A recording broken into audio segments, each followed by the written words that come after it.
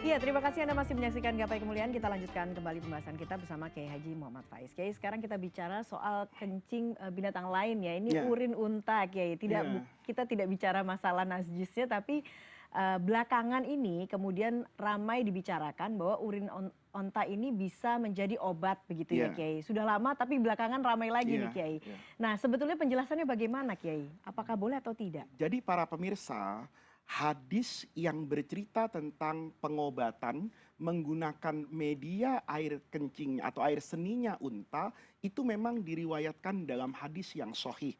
Jadi kita Hmm. tidak memperdebatkan benar atau tidaknya. Benar sekali Rasulullah Shallallahu Alaihi Wasallam itu memerintahkan sekelompok orang yang datang ke kota Madinah, kemudian Rasul melihat ada penyakit pada diri mereka, mereka diminta untuk melakukan pengobatan dengan mengkonsumsi susu dan juga air seninya unta. Unta. Yang kemudian di belakangan hari nanti setelah mereka sembuh, mereka berperilaku menjadi seorang perompak di sana, di kota Madinah. Itu adalah Hmm. cerita yang sahih dari hadis berkaitan dengan air seni unta tersebut. Tetapi kemudian para ulama itu tidak serta-merta meniru dan menjalankan apa yang diperintahkan Rasulullah Shallallahu Alaihi Wasallam Betul. terkait air seni sebagai media pengobatan. Kenapa demikian, Mbak Eva? Jadi dalam ilmu usul fikih, perilaku Rasulullah Shallallahu Alaihi Wasallam itu dibagi-bagi.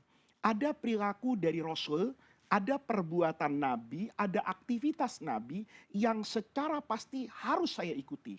Itu ketika Nabi menyampaikan syariat. Hmm. Contohnya sholat, Sholat. contohnya haji, contohnya umroh. Tapi ada pekerjaan, aktivitas yang dilakukan oleh Rasulullah tidak terkait dengan kenabiannya. Hmm. Misalnya, Nabi jadi pemimpin negara, Nabi jadi panglima perang. Apa strateginya? Itu harus diikuti oleh panglima TNI hari ini. Iya, Tentu semua orang mengatakan tidak, karena kondisinya juga mungkin sudah berbeda. berubah, kan begitu. Teritorial yang dihadapi peperangannya sudah berbeda. Itu salah satu contohnya. Contoh yang lain boleh jadi perilaku Nabi itu dilakukan oleh Nabi sebagai manusia. Hmm. Tidur, makan. Apa makannya Rasulullah itu harus saya tiru. Nabi dulu makannya kurma, maka saya makannya kurma. Kan tidak begitu juga. Hmm. Atau Nabi bercukur.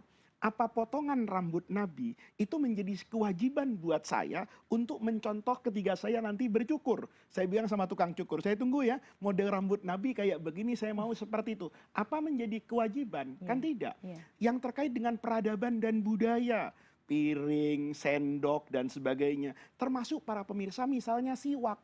Siwak itu dalam guru saya dulu menyatakan apakah beribadah itu dengan menggunakan siwak atau siwak itu adalah sarana beribadah. Kalau siwak itu sebagai ibadah maka dimanapun kapanpun saya harus menggunakan siwak. Iya. Tapi kalau siwak itu adalah sarana untuk beribadah maka menggunakan pasta gigi itu sudah sesuai dengan Rasulullah karena tujuannya. Nah, di sini terkait dengan kencingnya Unta. unta. Apakah boleh diminum atau tidak boleh diminum? Itu ulama berbeda pandangan. Madhab Imam Ahmad bin Hambal, ini madhab yang terakhir, dengan madhab Imam Malik mengatakan bahwa binatang yang dikonsumsi dagingnya, maka kotoran dan air seninya dihukumi tidak najis. Hmm. Bedanya nanti Imam Malik cara makannya. Kalau binatang yang kita konsumsi itu memakan barang-barang najis, maka air seninya menjadi Najis. najis. Tapi kalau hanya makan rumput, minum air biasa, maka air seninya seperti unta itu dihukumi tidak najis. Hmm. Sementara mazhab yang dua, Imam Abu Hanifah dengan Imam Syafi'i menyatakan bahwa ini hukumnya najis. Jadi ini para Hmm. pemirsa, dua kutub besar ini yang nanti akan memastikan Hmm. keabsahan orang untuk mengkonsumsi air seninya unta. Unta, iya. Jadi ada yang mengatakan najis, ada yang mengatakan Tidak tidak najis. najis. Yang mengatakan tidak najis tentu ya boleh dikonsumsi. Kita tidak bahas itu. Iya. Makanya di Arab Saudi yang mayoritas penduduknya bermadzhab Imam Ahmad itu secara tradisional mereka biasa untuk penyakit tertentu media pengobatannya adalah meminum air seni unta atau juga Susu susunya unta. unta. Sementara mazhab Imam Abu Hanifah dengan mazhab Imam Syafi'i itu punya pandangan yang berbeda. Pandangan yang pertama aspek kenajisannya. Maka tidak dianjurkan orang untuk mengkonsumsi barang-barang yang najis. Bagaimana dengan status hadis itu? Diterima dalam madhab Imam Syafi'i, kata Imam Nawawi. Tetapi itu berkaitan dengan kondisi di masa itu. Tidak ada obat yang lebih efektif mengobati penyakit yang diderita oleh masyarakat itu berbasis pengalaman. Kan ini bukan basis ilmiah, di masa itu belum ada laboratorium. Seperti kita dulu boleh jadi ketika malaria itu kan ada peneliti Belanda tanpa sengaja mengemuka ramuan tertentu yang kemudian jadi pil kina. Jadi dengan cara seperti itu ternyata efektif ini unta, air seninya unta untuk mengobati penyakit itu. Maka dalam mazhab Imam Syafi'i itu dibolehkan karena untuk pengobatan dan dalam kondisi yang memang mengharuskan orang itu mengkonsumsi ini. Tetapi hari ini guru-guru saya melihat hal yang berbeda. Yang pertama, apakah unta hari ini air seninya itu sama dengan unta di masa Nabi?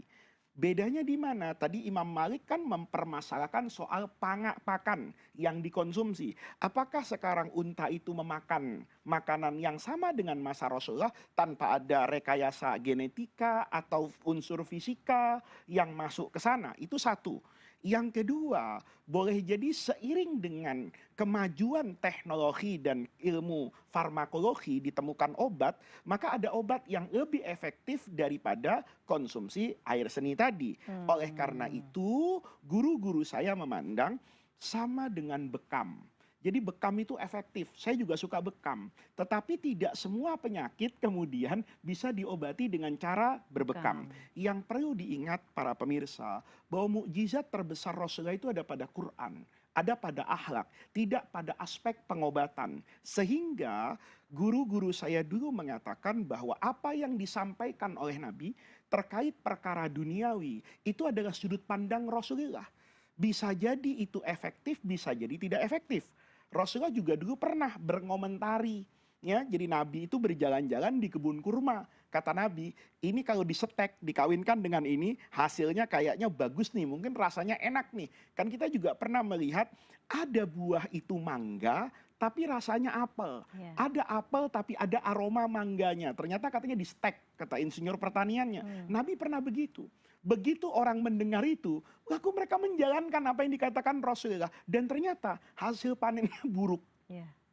Karena buruk, protes sama Nabi. Nabi, ini saya kawinkan, ini kok jadi begini. Padahal Nabi bilang seandainya ini, kata Nabi, antum, kamu lebih mengerti perkara duniawi dibanding saya. Karena saya bukan insinyur pertanian. Saya bukan ahli kedokteran. Nah, itulah cara yang sangat bijaksana yang saya dapatkan dari guru-guru saya. Jadi kita tidak pernah menolak, tidak pernah membahas keabsahan hadis ini hadis yang benar, tetapi seiring dengan kemajuan teknologi kedokteran dan pengobatan, perlu ada riset yang berulang kembali. Buktinya apa? Misalnya ketika ada penyakit dulu flu unta itu atau demam yang karena unta, bahkan jemaah umroh itu dilarang mendekati unta dan mengkonsumsi apa-apa yang terkait dengan unta. Karena boleh jadi kondisi kehidupan untanya hari ini itu tidak seperti unta di masa lalu. Itulah cara memahami hadis tersebut. Oke, baiklah. Kita akan lanjutkan, Kiai, tapi kita akan break terlebih dahulu. Kita akan lanjutkan saat lagi. Pemirsa tetap bersama kami, Gapai Kemuliaan akan segera kembali sesaat lagi.